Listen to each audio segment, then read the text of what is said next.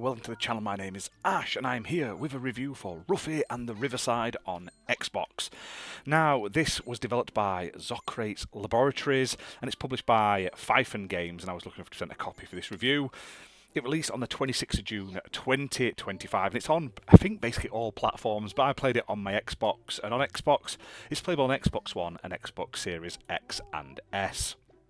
Now, this is a really good game. Like, if you like old school collectathon style platforming games, your Banjo-Kazooies, that sort of thing, you're going to really enjoy this.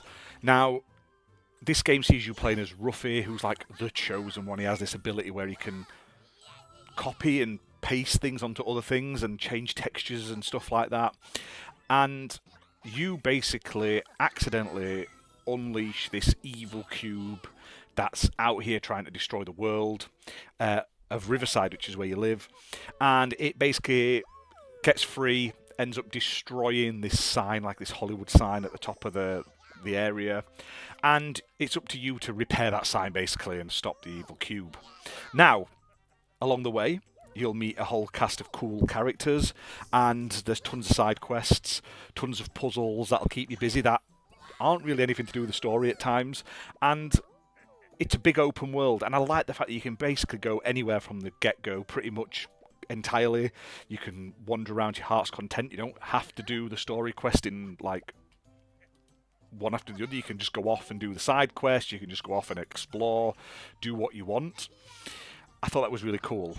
Now, the main sort of mechanic in the game is this sort of swapping ability, and it's used to complete puzzles as well as sort of get around environments. So you could maybe turn a rock into wood so it floats, you can jump on it. Maybe you want to turn water into ice, you can walk across it, or maybe even turn it into plants, you can climb up like a wall, stuff like that. It's really cool. It's like a limited time thing, so you have to sort of plan your timings correctly.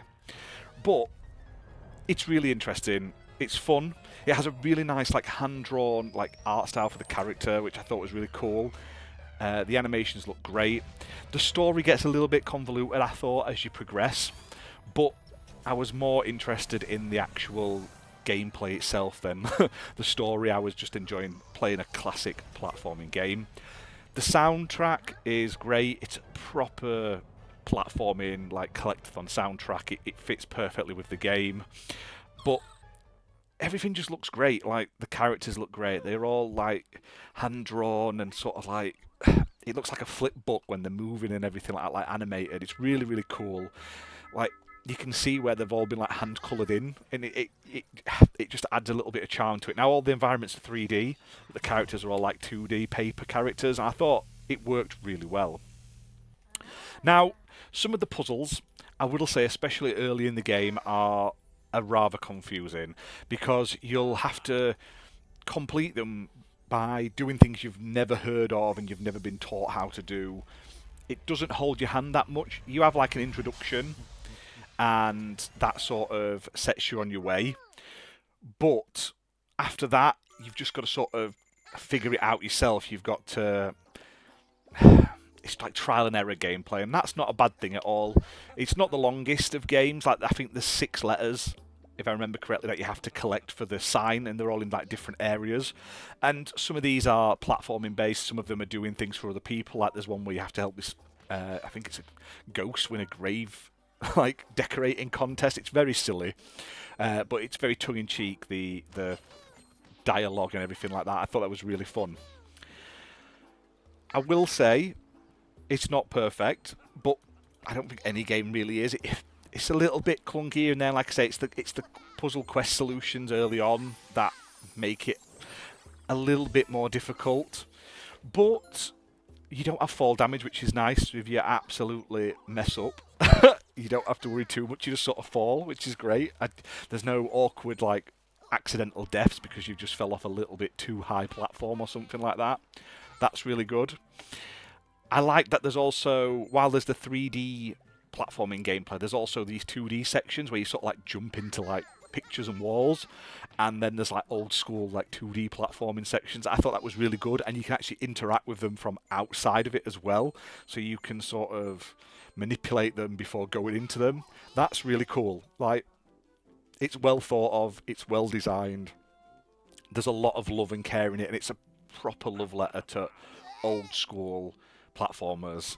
Your like your Banjos, your Spyros, your Crash Bandicoots and stuff like that, and mainly like all those ones that are out on like the N64.